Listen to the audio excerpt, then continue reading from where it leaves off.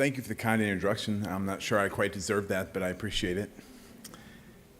I thank you guys for having me here. Students, faculty, friends, family, it's a real privilege. I've had a blast here the last couple days here in Miami, and I want to talk to you today for a few minutes about opportunities and what you guys have in front of you over the next couple of years, which is really, really exciting. The first opportunity I think you have is to make the people who are here with you, to support you, to make them proud. So let's take a second just to clap your hands for a minute, blow them a kiss, whatever it is that shows them you appreciate them.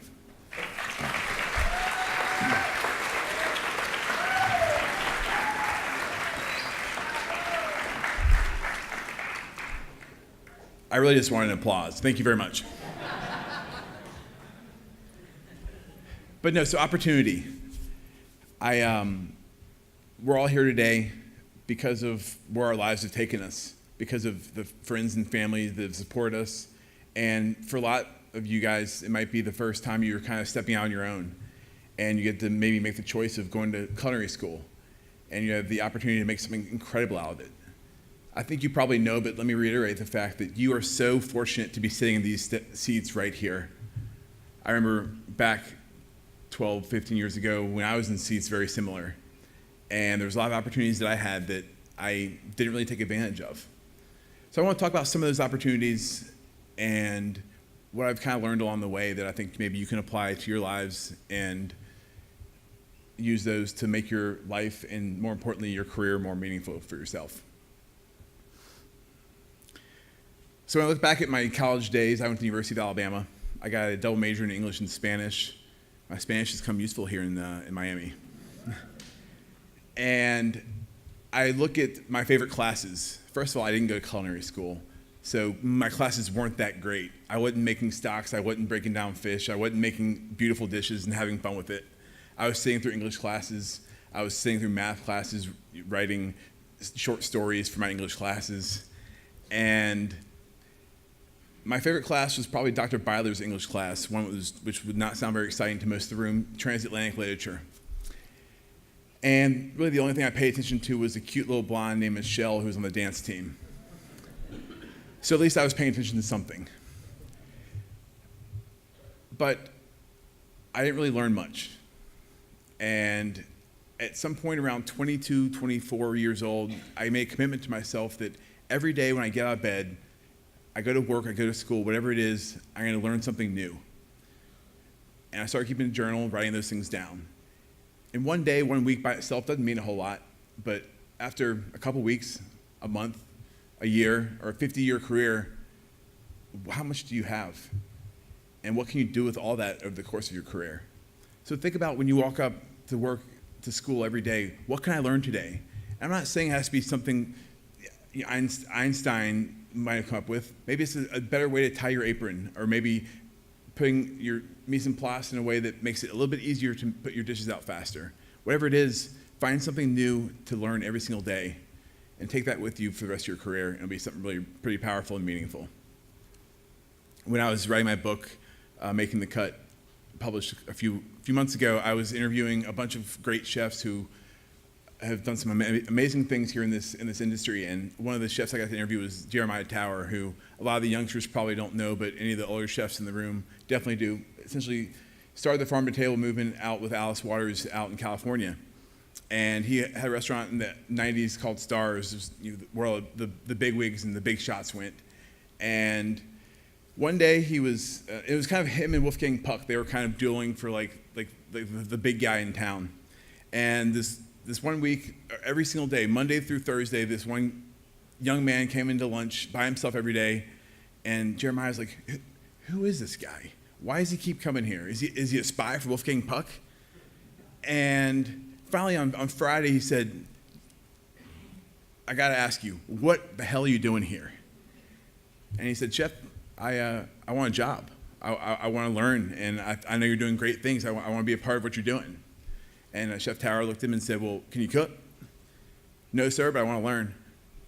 He said, all right, come back in a couple hours, and we'll get you started. And the moral of that story, I think, is that as you've kind of heard earlier too, is having that hunger and that drive and that passion to figure it out when you don't always have the answers, when you don't know how to make a stock or to break down whatever, to just put yourself out there and give yourself a chance to figure it out. Because as anyone that's worked in a kitchen for more than a couple hours knows, every single day things are going to go wrong and things are going to happen that you're not going to be able to handle and to deal with. And you just have to keep going and figure out a better way to do it next time. And again, these are those things you can learn, take with you for the rest of your career. So you have the opportunity to learn something, and I hope you really take advantage of that every single day. You also have the opportunity to make things right. We try to do the best we can every day in our personal relationships, in our careers. And even if we have the best of intentions, things don't go right.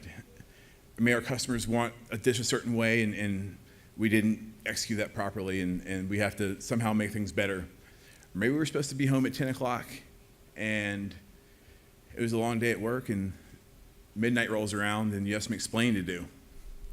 And I know I've been there before, and you have to make things right.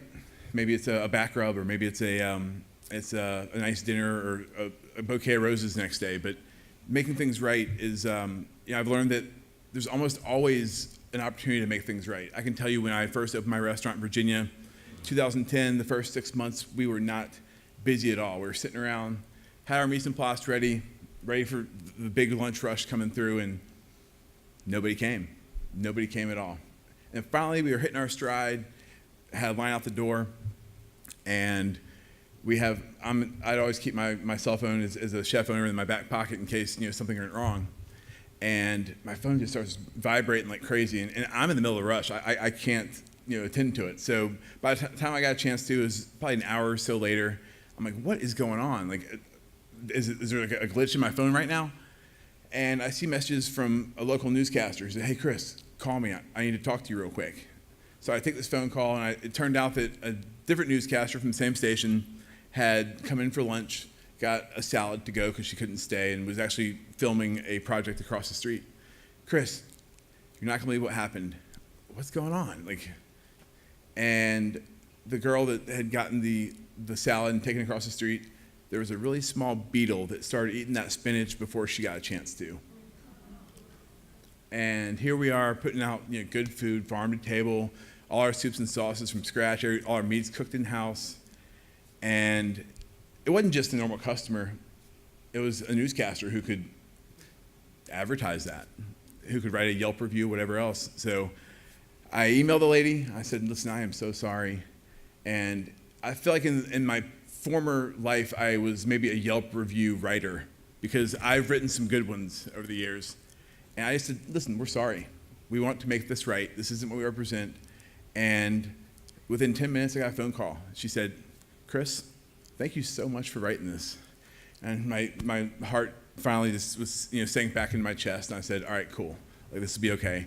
And the next morning, my phone rang again, a phone call actually from the same lady. I'm like, what now? Does she have food poisoning or something? And she says, Chris, we're actually still filming across the street. We would like to, I'd like to interview you, maybe give you a little bit of free PR for the great job you guys are doing. Here's a situation where a lot of people might maybe write a short email or maybe try to kind of make things right. But if you really do the best you possibly can with good intentions to make the best possible food you can and to make things right when things do go wrong, it can turn something that could be absolutely horrible into an absolute win for you and your team. So make things right. You almost always can, and you'll feel better at the end of the night. You can sleep a lot better. Along the same lines, you have an opportunity to create some amazing relationships. Obviously, you have some with the folks here in this room that support you unlike any other, but the people that you're also sitting next to over the next couple of years, you get a chance to enjoy spending time with each other. You're going to learn who you really click with, and you get an opportunity to take these relationships with you for the rest of your lives as well. You also have the staff and the faculty here that are here to support you, and I know they can come across in probably a lot of ways like your mom and dad when they give you a hard time, or that coach from high school, but they're just there to love you and to support you and know that you can do better and want to see you succeed. So I really encourage you all to value the relationships you have with everybody in this room.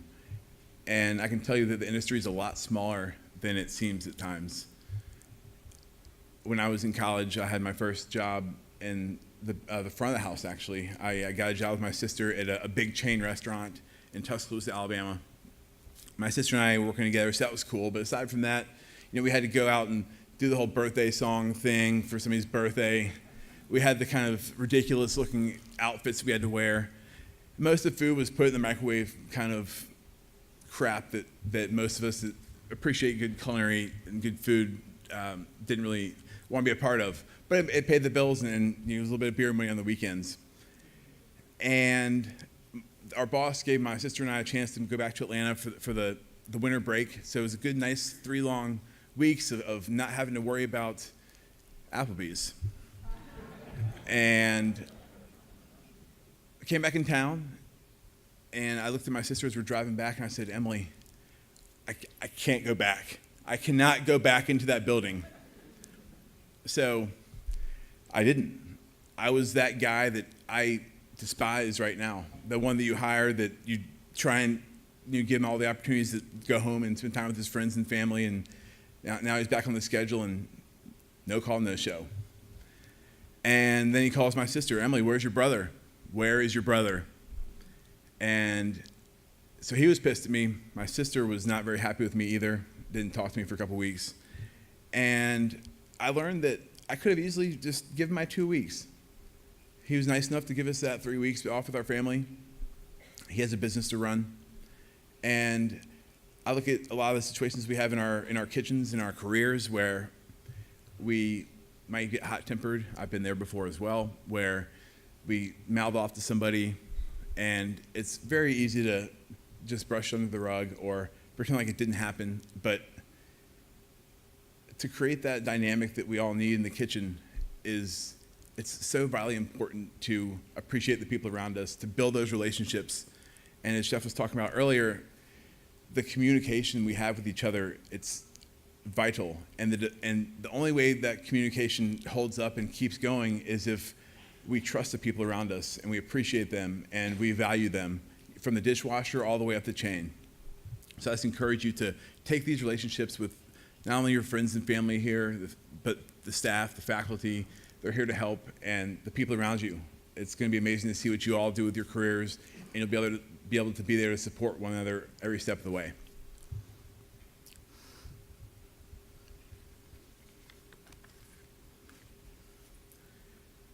You also have the opportunity to make this world a better place.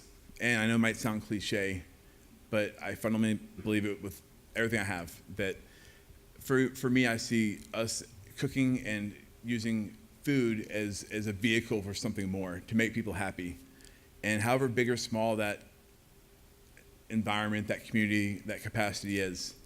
And I can tell you, for me, my sous chef, when I was about 3 years in to the restaurant, we were not making much money. I couldn't afford somebody that was going to be there to really take over the kitchen for me, but had a guy that had worked his way up the ranks. When he started with us, he had not much cooking experience. He was actually living out of his truck, which about 2 weeks later got repossessed. He had recently gotten divorced. He was about 80 pounds overweight, was trying to battle with his ex-wife over custody battles with his daughter, complete mess. But we gave him a chance. And through the process, we saw him lose weight, get his own apartment, get a new truck. Not running that great, but it was still a truck. And create these amazing relationships with him and with all of us. And the moral of the story for that is, now I look where he is. He actually, about a year, 2 years ago, he had the opportunity to open up his own restaurant and be the executive chef there. He approached me and said, Chris, listen, I have something I want to talk to you about. Super nervous, freaking out. I'm like, what's up, man? I have the chance to be executive chef at this place down the street. Congratulations, man. There he is thinking I'm going to freak out on him or fire him on the spot. And for us chefs, for us that are real leaders, I think, we're never more proud than to see something like that happen, to see that person that we really invested in get to that next place in their career where they can do the same for the people around them. And so I see that, and I see every day as really an opportunity to make the world a better place in maybe a big, maybe a small way. But the only way to get there really is to really work hard and to invest in this opportunity that you all have at this beautiful, amazing school. I also would suggest doing something that I've done and been somewhat successful at is using social media, the tools we all have that are free. If you're trying to get a job with somebody 6 months down the road, use Instagram or Snapchat or Facebook to connect with those chefs, those restaurants. You couldn't do that 20, 30 years ago, even 10. But the only way also to get here is to take a chance, to give it a shot, to see every day as an opportunity and know that it's not all going to work. But when it does, it can be really great, it can be magical, it can be beautiful. You'll have these people here in the audience with you, smiling and proud of you. I know my dad's proud of me here, in part probably because I'm wearing a blazer, unlike the chef coat that I wear most of the time. But in closing, I just want to first, again, thank you for the opportunity to be here, and then ask you one kind of basic question, which is, every day we have the opportunity to learn something, to connect with the people around us, to make the world a better place, to build our careers up, and to make the people around us proud, and hopefully in doing so ourselves proud. We go to sleep, we wake up, and the question I want to ask is, every day you have an opportunity, but what are you going to do with that? So thank you very much.